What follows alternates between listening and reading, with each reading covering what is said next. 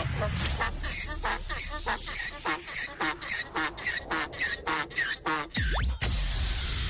Radio. Il est 8h. Il est 8h en Guadeloupe. AIS Radio 105.8. AIS Radio. AIS Radio vous manquait? Maintenant nous sommes là. AIS Radio 105.8. Salut à tous. C'est comme moi, vous n'y comprenez plus rien? Ou peut-être avez-vous tout compris? Alors, rejoignez-nous sur AIS Radio 105.8. Nous échangerons avec notre conseil scientifique local. Écoutez et prends conscience. C'est tous les dimanches de 8h à 10h et en rediffusion le lundi et le mercredi à 15h. Appelez-nous, nous échangerons. Bonjour. Bonjour à tous ceux qui nous écoutent sur AIS Radio. Encavoyez en bel bonjour pour tout le monde. Écoutez et prends conscience. L'émission animée par le CSPCC, Conseil scientifique pluridisciplinaire citoyen Caraïbes. Et oui, c'est la rentrée pour les émissions de AIS en direct. Après une pause en août jusqu'à mi-septembre à peu près, où il n'y a eu que des rediffusions. J'espère que vous avez bien pu profiter de ces émissions rediffusées, car je sais que vous nous suivez et que vous suivez les émissions du CSPCC en radio et sur YouTube Live. Vous nous les réclamez même. Et je vous rappelle que nos émissions en direct du dimanche matin sont rediffusées chaque lundi et mercredi de 15h à 17h. Donc, c'est Irisa Rémus qui vous parle, médecin généraliste à la retraite, mais pas au repos, comme j'aime à le dire. J'ai exercé la médecine générale pendant une trentaine d'années environ en cabinet privé, avec dès le départ un mode d'exercice particulier, parce que j'ai été sensibilisée à ça très jeune, donc c'est l'homéopathie. Donc je suis rentrée, parce qu'il y en a qui ne me connaissent pas encore, je suis rentrée définitivement en Guadeloupe en 97 et je me suis réinstallée à Basse-Terre. Voilà, toujours en homéopathie.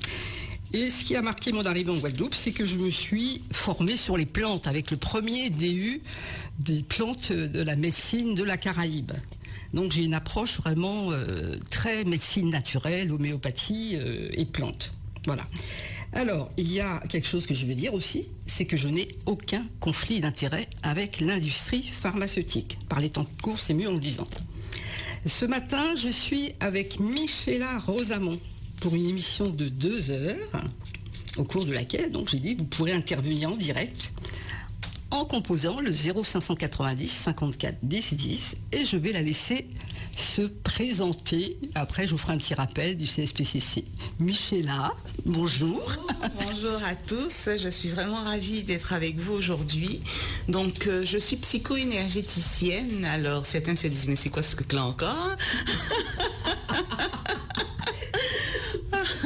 Donc, je suis thérapeute. C'est vrai que j'ai un parcours en psychologie et en gestion et management du secteur socio-médical ou médico-sociaux. Et puis, disons que j'ai découvert cette capacité d'œuvrer avec l'énergie. Parce qu'en fait, nous sommes tous énergie, tout est énergie. J'en parlerai un peu plus tout à l'heure. Et j'accompagne les personnes dans les difficultés de la vie, que ce soit des difficultés d'ordre émotionnel directement, que ce soit des maux et des maladies, mais toujours sous l'angle des émotions et des énergies. Et vous allez comprendre dans ce dont nous allons parler aujourd'hui, pourquoi, comment j'exerce. Donc, restez à l'écoute. Tout à fait. Donc, pour ceux qui ne la connaissaient pas, Michela passe quand même pas mal en radio et en télé. Moi, je l'ai connue sur Canal 10, n'est-ce pas? Il y a peut-être des émissions sur Canal 10. Voilà. Donc, un petit rappel du Conseil scientifique. C'est une association loi 1901, indépendante, politiquement et économiquement. C'est une association qui a été créée en mars 2021. Donc on a 1 an. C'est une jeune association. Et dans cette association, nous sommes des scientifiques de différents domaines qui œuvront pour, on va dire, la sauvegarde des intérêts de la Guadeloupe, enfin des du bassin caribéen, de la population du bassin caribéen. C'est-à-dire qu'on doit apporter des solutions adaptées à nos us et coutumes. On ne peut pas adapter les mêmes choses en Guadeloupe et puis, comme on va dire, en Guadeloupe et dans l'Hexagone. On n'a pas les mêmes caractéristiques. Donc ça, c'est important à comprendre. Voilà. Donc ce matin, le thème de l'émission, parce que je ne l'avais pas encore annoncé, le thème de l'émission, c'est le cœur en souffrance. Alors j'espère que ça vous parle, vu que tout ce qu'on vient de passer là, en plus avec la tempête Fiona qui est passée par là, on va dire que pourquoi en Guadeloupe autant de personnes sont atteintes de maladies du cœur, d'hypertension. Moi je vois dans ma famille, on est pas mal d'hypertendus. Ma grand-mère maternelle est morte d'un arrêt cardiaque. Je dis mais franchement en Guadeloupe, il y a énormément de problèmes de cœur, d'hypertension. Et sur la Coup Santé, je ne sais pas si vous suivez un petit peu les émissions du La Coup Santé, nous avons eu 2 belles émissions sur comment prendre en main sa santé et comment le cœur a été marqué par, on va dire, la traite. C'est le docteur Ségaud-Hydreville qui nous a fait une très belle conférence. Je vous invite à aller la réécouter. Elle est sur les chaînes YouTube. Donc le Guadeloupéen meurt de problèmes cardiaques. Maladie cardiaque, c'est l'épidémie du 21e siècle, on va dire. Donc comment faire pour inverser la tendance ? Je vais vous faire d'abord un petit rappel de l'anatomie, de la physiologie du cœur. Ensuite, on va parler du cœur et des énergies avec Michela. On va parler du cœur et des émotions, du cœur, du stress. Et puis le côté cœur et spiritualité. Parce qu'on dit bien, va où ton cœur te porte, écoute ton cœur. Donc il y a un petit côté immatériel, on va dire, spirituel là-dedans. Alors, le cœur, le rappel sur l'organe cœur. Donc il est situé dans la poitrine, entre les 2 poumons, dans le thorax, on va dire. Il a une forme de pyramide inversée, d'une longueur environ de 12 cm, pour un poids de 250 à 350 grammes. Donc vous voyez, c'est un petit organe, mais qui remplit énormément de fonctions, ce qui doit battre de votre naissance jusqu'à la fin de vos jours. Alors, la fonction du cœur, c'est pas un grand rappel, je dis c'est un petit rappel d'anatomie et de physiologie. Donc, c'est avant tout l'apport, la distribution du sang, donc bien sûr dans tous les tissus, et l'apport d'oxygène dans les tissus. Alors, on a tendance à croire que le cœur ne se repose pas. Ah ben si, je vais vous démontrer que le cœur se repose quand même. Donc, et depuis la naissance, on a dit jusqu'à la mort, il est animé de battements. En moyenne, chez l'individu en bonne santé, on va dire 60 à 80 battements par minute. Et ces battements, quand on écoute le cœur, on fait une auscultation cardiaque, on se met à la droite du sujet, on prend son stéthoscope et on écoute, on entend un premier bruit et un deuxième bruit. Mais là, je crois que tu as un truc sur l'écoute du cœur aussi. Tu dis, il n'y a pas besoin de stéthoscope pour écouter un cœur. Il suffit de poser son oreille délicatement sur la poitrine de quelqu'un et d'écouter son cœur. Je vous assure que c'est quelque chose de magique. Faites ça avec votre mari, votre femme, vos enfants, votre maman, votre papa, vos grands-parents, vos voisins et voisines. Non, mais franchement, c'est magique. Ouais, on entend. C'est magique. Un premier bruit. Boum, et un deuxième bruit. Alors je vous explique, si on prend un cœur qui bat à 60 par minute, le premier bruit va durer environ 4 dixièmes de seconde, puis il y a une petite pause silencieuse d'un dixième de seconde, et on entend un deuxième bruit qui va durer 2 dixièmes de seconde, et une pause beaucoup plus longue qui dure 3 dixièmes de seconde. Donc vous voyez, le cœur c'est tout, il va s'expanser, se rétracter. Donc le mouvement, il y a des arrêts. Donc 4 dixièmes de chaque seconde, le cœur se repose. Et si vous faites le calcul, par heure, par jour et par année, Au total, le cœur se repose 146 jours par an. Je vous invite à faire le calcul.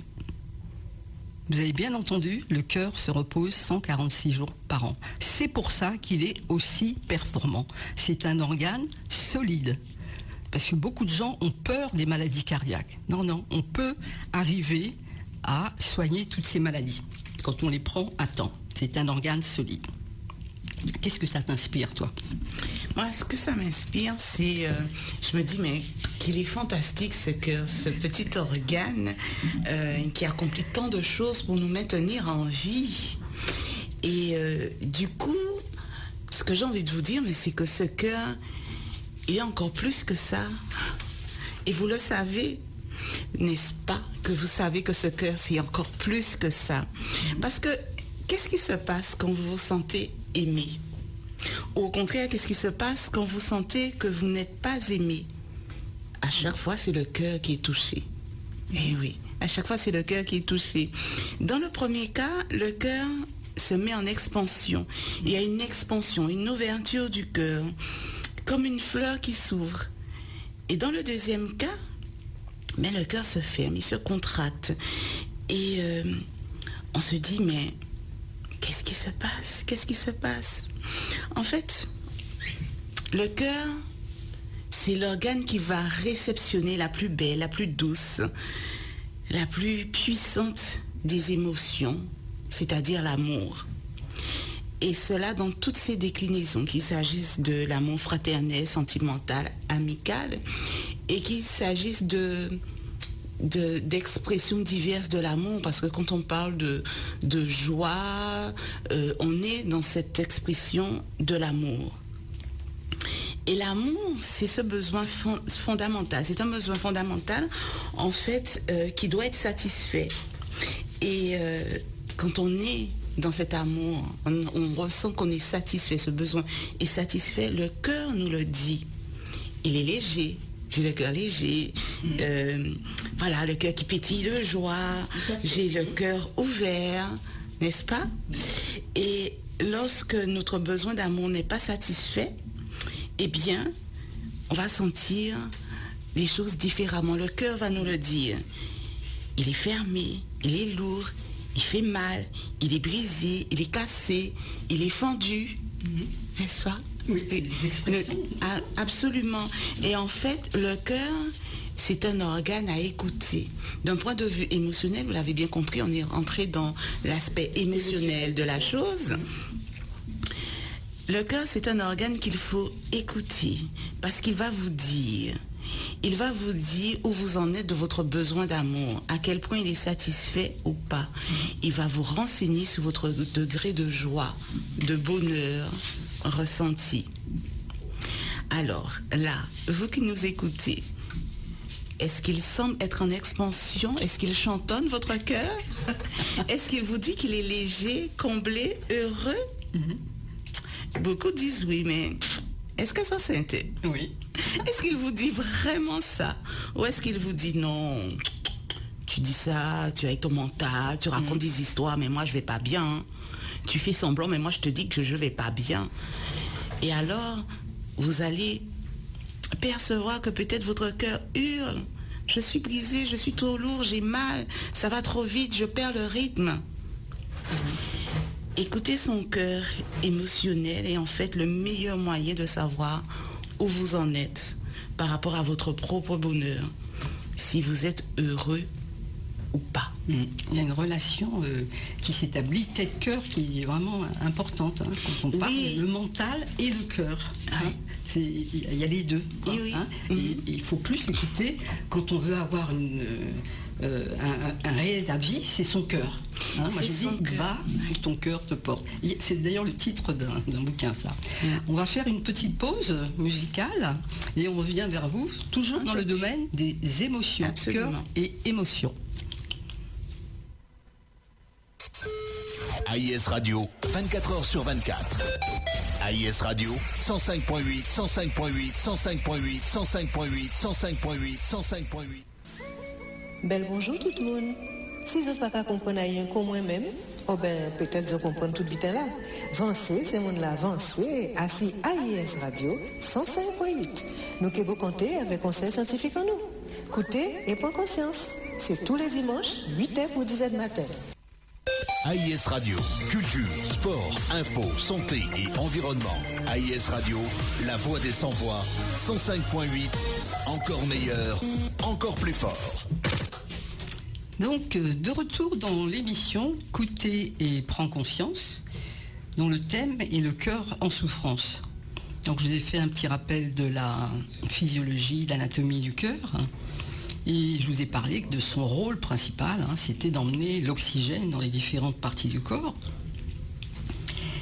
Et en parlant d'oxygène, j'ai oublié de vous dire qu'on l'a malmené, ce travail d'apport d'oxygène, avec notre fameuse muselière. Et je vois que des gens continuent à porter cette muselière. Parce que qu'est-ce qui se passe avec cette muselière? Il y a une diminution de l'apport d'oxygène. Et cette diminution d'apport d'oxygène en périphérie va avoir à la longue un effet sur la tension artérielle et peut même avoir un effet sur l'arrêt du cœur. Et quant au CO2, n'en parlons pas. Parce que quand on a une muselière, on respire le CO2 qu'on vient d'expirer. Je vous rappelle que dans l'air ambiant, il y a 0,03% de CO2 et qu'on expire 4% de CO2. Donc dans le masque, vous respirez, vous reprenez ce gaz carbonique. Il est à l'origine de mal de tête, d'oppression, comment on va dire ça, de palpitations. Bref, le masque, il n'avait aucune utilité, mais on continue à vous dire que c'est important. Donc il faut en prendre conscience et que les gens enlèvent maintenant cette muselière que je vois encore trop souvent dans la rue, alors qu'il n'y a plus d'obligation. Donc revenons au cœur et aux émotions, comme l'a dit Michela, nous sommes dans le cœur, c'est la vie, on va dire, c'est vibration, information, énergie. Les émotions sont des énergies. Les émotions colorent notre vie, font la pluie et le beau temps dans notre vie. Ils ont un impact global sur notre état d'être. Et nous sommes des êtres multidimensionnels, comme tu l'expliquais. Oui, tout à fait. Et nous allons rentrer de plus en plus dans cette dimension, justement. Mais restons encore vraiment sur cet aspect du ressenti, c'est-à-dire des émotions. Il faut comprendre que toutes les émotions transitent par le cœur. C'est d'abord le cœur qui ressent. On ressent d'abord par le cœur. Et vous ne vous doutez pas à quel point. Je vais vous parler d'une expérience. On a pris des personnes, on les a mis devant un ordinateur et on a fait défiler très rapidement des photos. Certaines photos étaient des photos agréables, d'amour, de paix, de joie, et d'autres photos étaient plutôt de nature à rappeler des émotions désagréables. Donc c'était des photos de guerre, de souffrance, etc. Bien sûr, on a connecté le cœur, le cerveau, donc ces personnes étaient connectées à des appareils pour mesurer un certain nombre de choses. Et qu'est-ce qu'on a constaté? Qu'en fait, le cœur réagissait aux photos avant le cerveau. Tout à fait. Voilà. Le cœur réagissait aux photos avant le cerveau. En fait, le cœur a des neurones.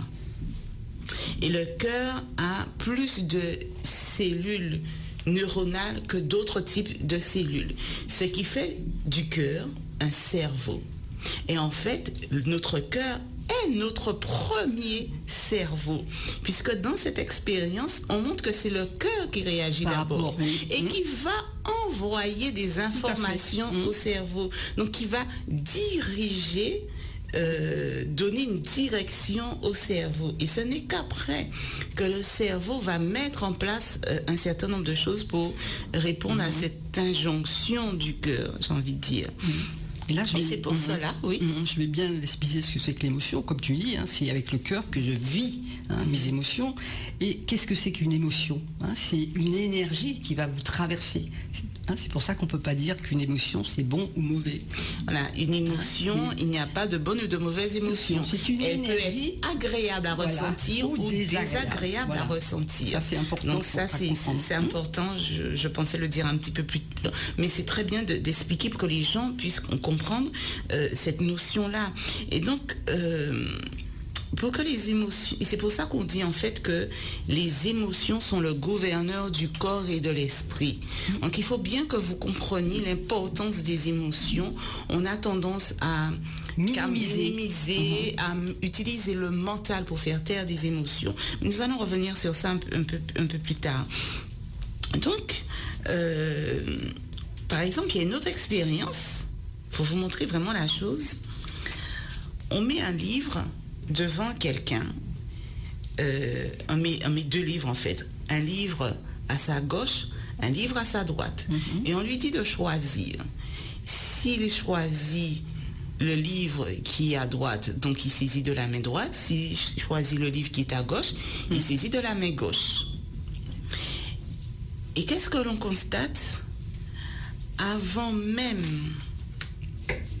que la zone d'analyse, de réflexion, de prise de décision du cerveau soit activée, c'est la zone qui permet de bouger le bras droit si la personne saisit le livre du côté droit, ou le bras gauche si la personne saisit le livre du côté gauche. Ça veut dire quoi? Ça veut dire que c'est le cœur qui a réagi, qui a donné l'information du choix. Et ce n'est qu'après que le cerveau va venir chercher le raisonnement, la réflexion pour expliquer de manière plus ou moins rationnelle le choix du livre.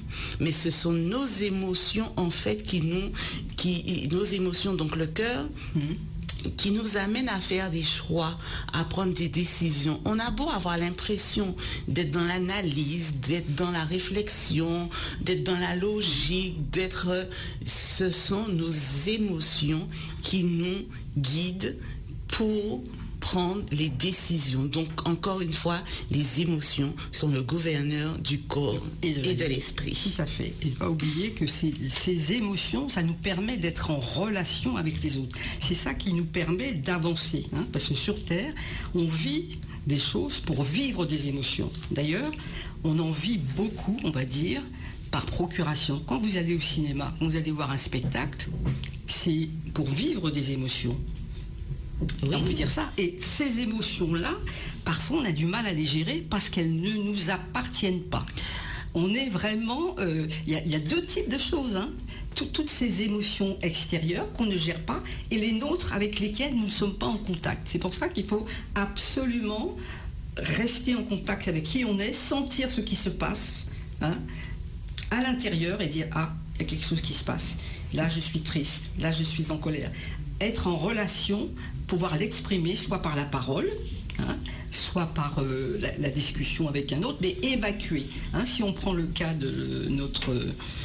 comment ça s'appelle la tempête là, qui est arrivée, on voit les personnels de la santé qui vont parler aux gens, qui vont les visiter dans leurs lieux. La parole leur permet d'évacuer une bonne partie du stress, on va dire, de la tristesse qui porte en eux. Oui, effectivement, ce qu'il faut comprendre, c'est qu'effectivement, il faut libérer les émotions. Les émotions, on a dit, c'est de l'énergie. En fait, il faut voir les émotions comme un messager. J'aime bien expliquer ainsi. Les émotions comme un messager. Il vient nous apporter un message sur quelque chose qui est à guérir, sur quelque chose qui ne va pas. Il vient nous alerter. C'est un messager. Donc, si vous ne lui permettez pas de faire ce pourquoi elle a été conçue, vous la bloquez, vous la cristallisez en vous, dans votre cœur, dans votre être. Et si sa raison d'être, c'est de transmettre un message, sans qu'elle n'a pas transmis ce message, elle ne peut pas être libérée. Et c'est là qu'on arrive avec des blocages émotionnels. Et de là, je vais faire le parallèle avec notre passé. Avec notre passé, donc cette histoire d'esclavage, il faut comprendre que nos ancêtres, par rapport à ce qu'ils vivaient, ils n'avaient pas la possibilité d'exprimer ce qu'ils ressentent. Imaginez toute la souffrance, toute l'incompréhension, tout le sentiment d'injustice, la peur, la colère, la rage, toutes ces émotions. Mais que faire avec quand vous êtes un objet, que vous n'avez pas de poids, d'autorité sur votre corps, sur votre propre personne, quand on vous dit, on vous répète, on vous montre, on vous traite comme si vous étiez un meuble, vous n'étiez pas, parce que on disait à nos ancêtres qu'ils n'avaient pas d'âme. On les considérait comme des biens meubles. Donc, vous voyez toutes ces énergies, toutes ces émotions qui ont été cristallisées. Et je vais parler d'une science qu'on appelle l'épigénétique. Voilà. Alors, l'épigénétique, c'est une science qui, si vous voulez, qui va mettre en rapport les gènes et l'environnement du gène. Et dans l'environnement du gène, il y a bien sûr ce que nous consommons, ce que nous respirons, mais il y a aussi les émotions. Et l'épigénétique vient nous expliquer un petit peu comment, démontrer comment les émotions impactent l'activation d'un gène ou pas. Et si nous héritons des gènes, nous héritons aussi de ces mémoires émotionnelles, de ces mémoires de blessures émotionnelles. Tout à fait. Voilà. Ce qui peut expliquer aujourd'hui non seulement des maladies, des comportements, Une façon de c'est une réagir. façon de réagir qui est propre à nous, puisque nous réagissons à notre histoire, en fait, à ce que nous avons eu en héritage. Et quand on comprend ce que je viens d'expliquer à propos du cœur, le cœur qui est le réceptacle des émotions, et qui va, du coup, en fonction du ressenti, envoyer une information au cerveau, que le cerveau réagisse, on comprend bien que la maladie, certes, il faut la prendre, il faut la traiter sur le plan physique, mais on ne peut pas se contenter que de l'aspect physique des maux et des maladies. Il y a une lecture émotionnelle des maux et des maladies. Tout à fait. Voilà, puisque c'est le cœur, encore une fois, qui réceptionne, analyse les émotions, qui va en fonction donner une information au cerveau, et le cerveau va gérer le fonctionnement de notre organisme, des organes, des différents systèmes, la sécrétion de telle hormone ou pas, etc. Donc on est obligé de se rendre compte aujourd'hui de cet aspect émotionnel qu'il faut prendre en compte dans les maux et maladies du corps, mais aussi de l'esprit. Je vais insister vraiment, c'est important là, ce que tu dis. Parce que quand on ne laisse pas circuler cette énergie, comme on dit, il y a des tensions qui se créent. Parce que tu étais en train de parler, le lien de l'émotion et d'énergie. Donc l'émotion à l'intérieur se met en tension comme un élastique qu'on tend, vous voyez. Et à un moment, cette tension, elle est tellement forte qu'elle doit sortir. Alors qu'est-ce qui va se passer? On va pleurer, on va crier, on va faire une crise de nerfs pour laisser évacuer cette émotion. Parce que s'il n'y a pas d'évacuation de cette énergie, au moment du choc, au moment de l'événement qui a provoqué l'émotion, non, c'est ce que tu disais, il va y avoir maladie, il va y avoir fatigue, burn-out, parce que les gens sont sans arrêt en tension à l'intérieur. On a du mal à comprendre ce phénomène que tu as essayé d'expliquer d'une certaine façon. On ne parle pas, on ne dit pas, on garde tout à l'intérieur, on garde tout. On n'exprime pas. Donc c'est important d'exprimer, de parler. On se parle de moins en moins, je dis. Il n'y a pas l'écoute de l'autre pour pouvoir évacuer son ressenti. C'est important. Oui, c'est important de parler, et on verra que ce n'est pas forcément suffisant. Et pourquoi ce n'est pas forcément suffisant. Mais c'est déjà une première chose, en fait. Le plus important, j'y vais déjà, le plus important, c'est comme je disais au début, écouter son cœur, dans l'écoute de ses émotions, dans l'écoute de son ressenti, et dans l'accueil de ce que l'on ressent. C'est ça. Et ce qui se passe aujourd'hui, alors, avant d'aller jusque-là, je voudrais juste expliquer le système du stress pour comprendre un petit peu comment ça agit au niveau du corps. Donc, c'est une façon parallèle d'expliquer, mais pour que les personnes puissent bien comprendre. Donc, émotion désagréable à ressentir égale stress.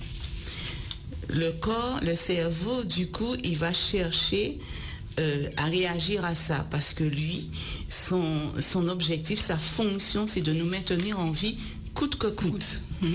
Et donc, au départ, au tout début de la vie sur Terre, des humains sur Terre, on va dire que les grandes émotions que l'on ressentait, c'était l'amour ou la peur. D'ailleurs, il existe en vérité que deux grandes émotions, l'amour et la peur.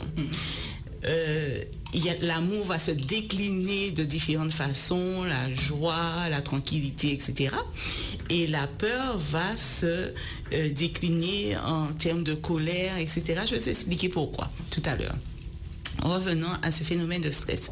Donc, le cerveau, comment il peut réagir? En jouant sur la chimie, sur tout ce qui est physiologique, etc. Donc, au départ, l'homme, qu'est-ce qu'il rencontrait? C'était une situation de danger face à un lion, face à un serpent, etc. Et là, il avait juste à répondre à une question. Est-ce que je peux me battre et gagner, rester en vie? Est-ce qu'il vaut mieux que je fuis? Ou est-ce que, je ne sais même pas, j'ai l'impression que ni l'un ni l'autre, je ne sais pas, et là, on tombe dans les pommes. C'est un petit peu ça. Et donc, le cerveau, en fonction de cette évaluation, va mettre en sommeil, par exemple, le système digestif. On n'a pas besoin du système digestif pour fuir devant un serpent ou un lion.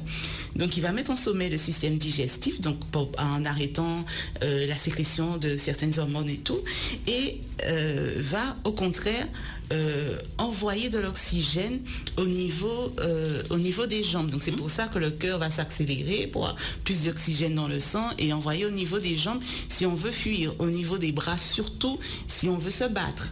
Voilà.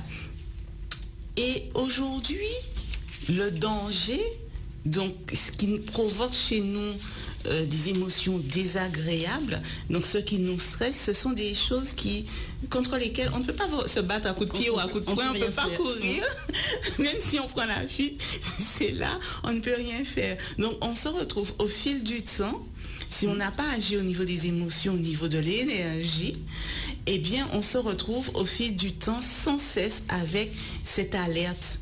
Donc, le corps va sécréter sans cesse des hormones, on voit là, par-ci, par-là, en fonction des émotions, des problématiques, des blessures émotionnelles que l'on a. Et ça fait un organisme qui va s'épuiser, qui va dysfonctionner de plus en plus de manière chronique ou d'un coup, comme le cas du cancer, une maladie subite et qui va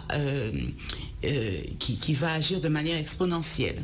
Voilà, donc c'est ce que je voulais expliquer pour que les gens comprennent mieux ce lien entre le cœur et le cerveau et donc entre les émotions et ce qui se passe au niveau physique, au niveau physiologique et pourquoi je dis que derrière toute maladie physique ou psychologique, il y a une recherche, une exploration à faire des émotions qui peuvent être à l'origine ou en tout cas soutenir cette problématique.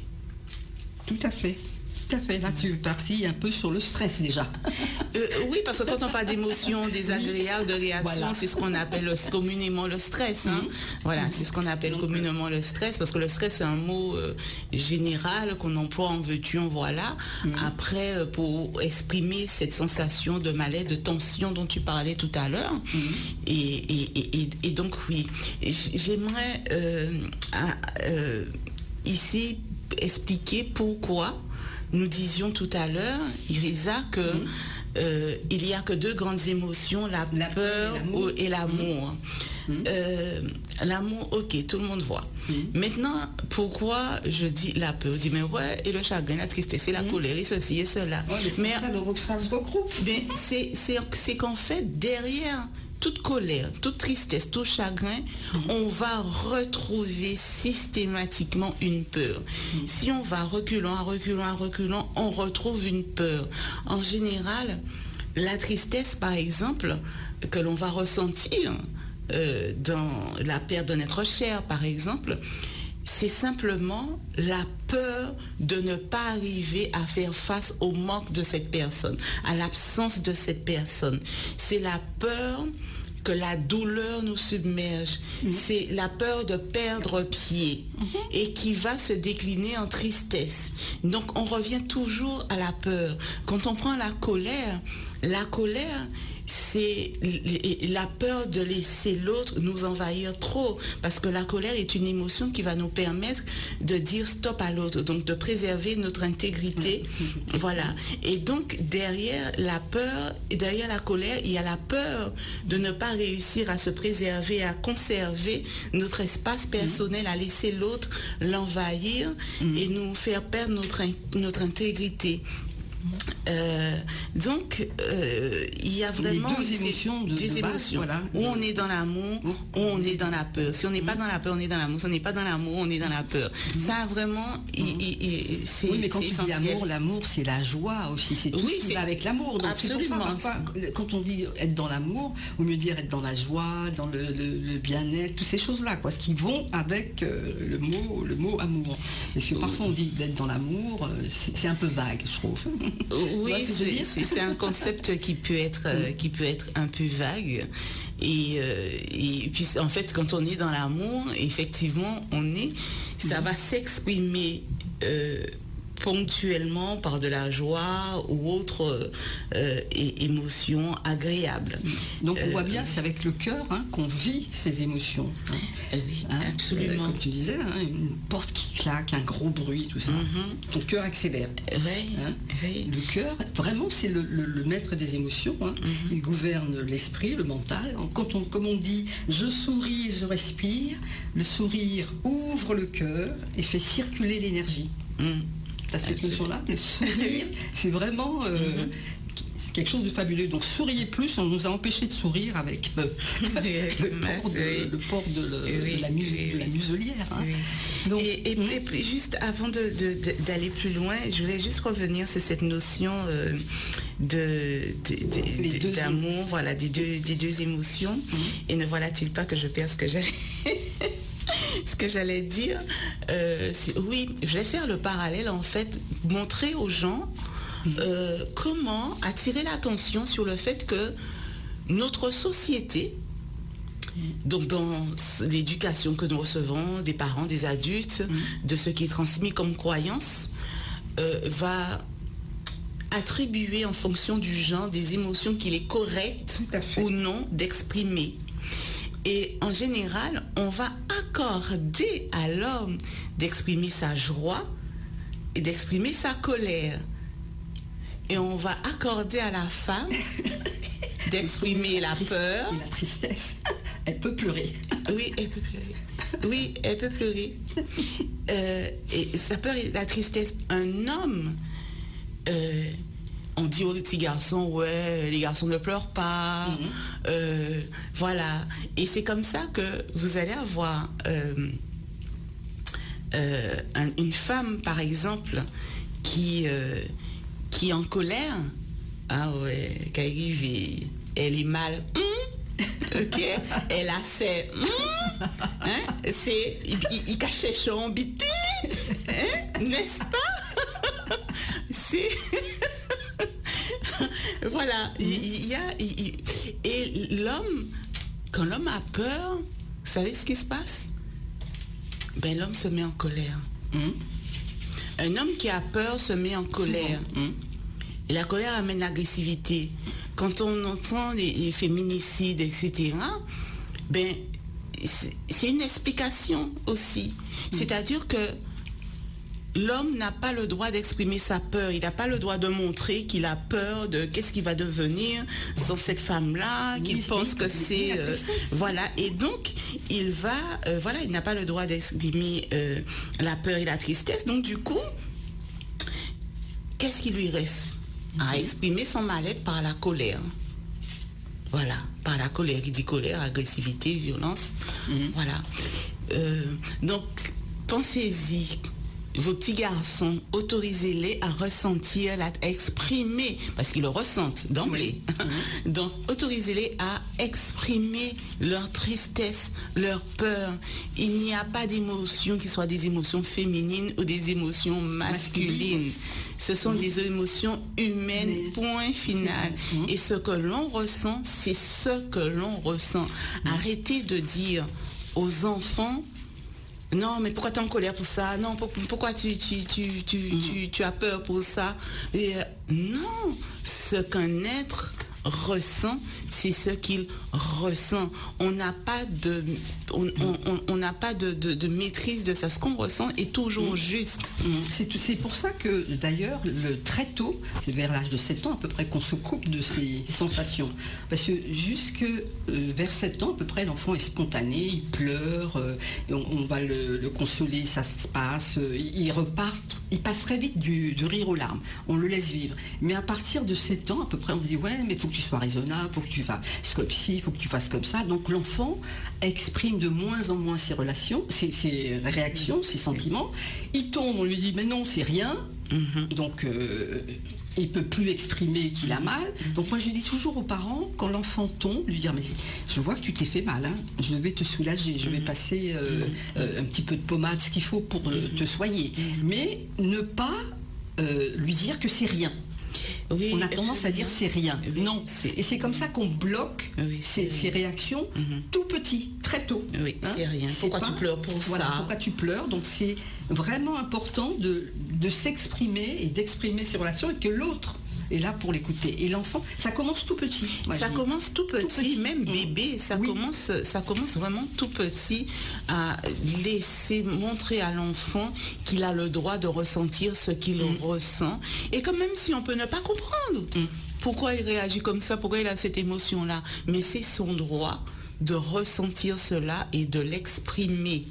Ça, c'est vraiment quelque chose d'important. Et il y a une situation que l'on voit souvent, c'est quand un enfant veut le jouet d'un autre, l'autre, je veux pas, non, c'est mon jouet, égoïsme, machin, c'est pas normal parce que, et puis il pleure, il dit que c'est pas normal. Mais vous venez le déposséder de quelque chose qui, surtout pour un enfant, son jouet, c'est comme une partie de son corps, c'est une expansion de son corps, et vous voulez donner à l'autre. Donc, laissez vos enfants exprimer leurs émotions. Plus vous allez les autoriser à exprimer leurs émotions, mieux ils se porteront, et même dans la colère, vous verrez qu'ils vont exprimer la colère différemment. Lorsque vous serez en mesure de les laisser exprimer leur colère, d'écouter leur colère, d'accueillir leur colère, ils vont exprimer leur colère différemment. Sur le moment où vous accueillez, vous les laissez exprimer leur colère, et après, vous allez leur expliquer, tu es en colère, ok, j'ai compris, c'est normal. Tu as fait ça, ça, ça. Tu sais que tu peux exprimer différemment ta colère. Tu sais que oui, j'accueille ta colère. Ok, que tu sois en colère, d'accord. Mais casser tel truc, faire telle chose, taper, ça, c'est autre chose. C'est un comportement que je n'accepte pas, etc. Donc, mais vous laissez l'enfant exprimer sa colère. Et puis il y a une chose aussi que l'on fait souvent, c'est que on va un peu laisser à la colère, machin, oui, laisser type de battre quoi. Et je là né en moun. Là, yo vle batli, yo vle réprimander, yo vle babiller d'oreille, yo vle bousculer. Alors qu'ils ont pas ni l'habitude de faire ça. Donc, c'est l'enfant ne comprend pas, et l'enfant entend derrière, c'est pas bien de montrer ses émotions devant les gens. Voilà. Donc, vous voyez, et c'est comme ça qu'on a des hommes, des femmes qui vont pas exprimer les émotions à l'autre, qui vont rester à patauger avec leurs émotions, parce que non, ou alors oui, je comprends ce que vous dites, machin, ouais, mais quand il se met en colère comme ça, machin, les gens regardent, les gens pensent que je n'éduque pas bien mon enfant, etc. Mais qui ont Ça, c'est problème à monde. Oui, si ça vraiment, ressemble, si vous avez bien compris que vous êtes dans l'accueil de votre enfant, vous êtes dans ce qu'il se sent bien, de lui donner ce qu'il faut pour qu'il devienne un adulte équilibré, laissez les gens parler. Ceux qui ne comprennent pas, ils ne comprennent pas, c'est leur affaire. Mais c'est vraiment comprendre, parce qu'on a déjà fait des émissions sur les émotions, et c'est important de revenir, qu'on comprenne à fond. C'est qu'il y a un événement qui survient, quand on a une émotion, un événement survient, on va sentir quelque chose qui se passe en nous, un besoin va être en déséquilibre, ou je ne sais pas, souvent c'est un besoin qui est en déséquilibre, on va avoir une sensation dans le corps qui va se faire, et une réaction pour équilibrer. C'est toujours une espèce de chaîne. Tu comprends ce que je veux dire? Tu as un événement qui se passe, hop, quelque chose est en déséquilibre en toi, tu vas essayer de retrouver ton équilibre. En gros, c'est ça pour l'émotion. Donc, l'émotion, peu importe l'événement, ça se passe toujours en vous.